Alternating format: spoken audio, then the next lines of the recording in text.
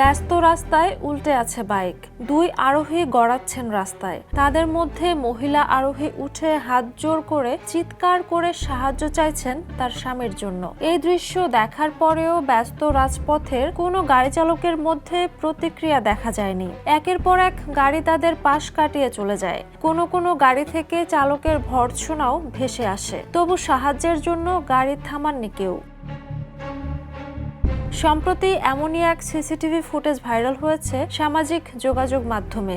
হৃদরোগে আক্রান্ত 34 বছরের বেঙ্কটরমনকে বাঁচাতে গভীর রাতে বাইকে করে একের পর এক হাসপাতালে ছুটেছিলেন তার স্ত্রী, কিন্তু কোথাও সময়মতো চিকিৎসা মিলল না। শেষ পর্যন্ত দুর্ঘটনার কবলে প্রাণ হারালেন ওই যুবক।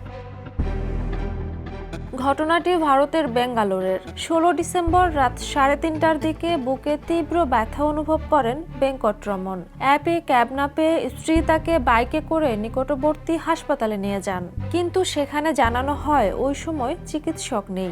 এরপর আরেক হাসপাতালে ইসিজি করে মাইল্ড হার্ট অ্যাটাক ধরা পড়ে। তবুও পরিকাঠামোর অজুহাতে সেখানেও ভর্তি নেওয়া হয়নি, এমনকি অ্যাম্বুলেন্সের ব্যবস্থাও করা হয়নি। এমনই তথ্য উঠে এসেছে দৈনিক আনন্দবাজারের প্রতিবেদনে। তৃতীয় হাসপাতালে যাওয়ার সময় পথে দুর্ঘটনা ঘটে।